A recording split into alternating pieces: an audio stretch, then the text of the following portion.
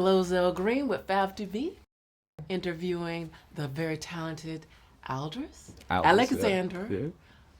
Basil Basil. Hodge. Yes. Okay, I ran into your mom and we were practicing yeah. how to say your name. Well, thank you. Miss Okay, Yolette. you got the whole name, the whole government name. All right.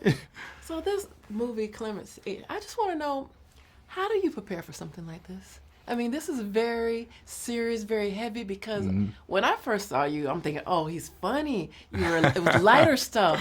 Yeah. And then all of a sudden, I'm like, oh, he's got chops. Oh, thank you. Thank you. In terms of preparation, I started with talking to our brilliant writer-director, Chinoya Chukwu. She told me about her inspiration, behind doing this film, her ambition for it, the fact that she had volunteered and been working in the prison system for a number of years. She had volunteered on 14 different clemency cases. She started a program called Pens to Pictures, helping inmates get their projects written and produced. Then she told me about the story of Troy Davis, a man who was executed in Georgia in, don't quote me, I want to say 2011. But she told me about how that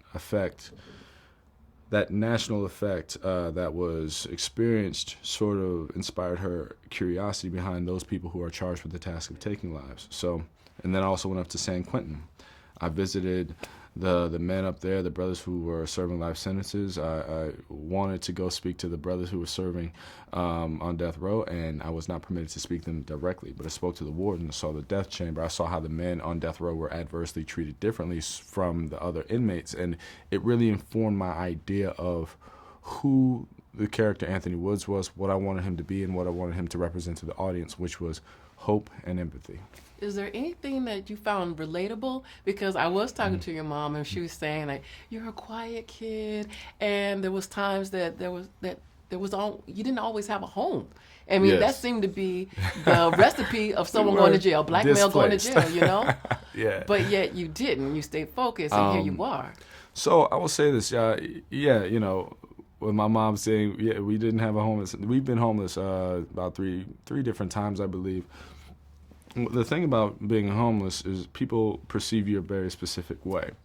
Oh, what were you not doing, and why didn't you try harder and pull yourself up by your bootstraps? Well, I got to have some boots to pull up in the first place. I ain't got boots. People look through you. They don't see a human being. They just look through you and they judge.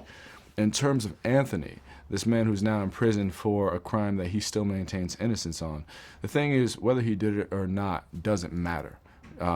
What matters is, do we as a society presume to have the right to take the lives of those that we've judged for taking a life, or assume have taken lives? Because many people on death row who are innocent, But people don't see a human being. They see a criminal. They see a monster.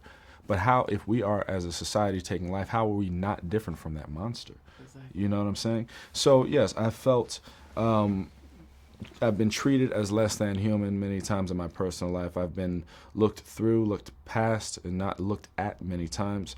And I feel like for Anthony, that has been quite the situation, which to a degree is the beautiful part of his relationship with Bernadine, because here's this woman who's charged with putting him to death, if that were the case, and in some moments she's the only one who's actually seeing him.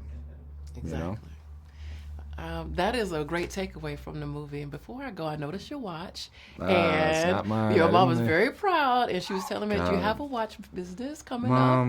So you want to shout it out? Where can I get a watch? I want to know. I would. I hesitate because I'm still in development. People don't understand watches. They take quite a long time to develop. I'm probably will be in development for the next 3 to 4 years. But my company is called A. Hodge Atelier. Oh. And I'm a watch designer, movement composition theorist. That's what I do. So that's my other job. Well, I wish you well. And the watch, you told me that it was very French that you're working with, and you're learning French.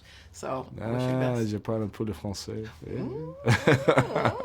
All right. Thank you for your time. Thank you. Merci.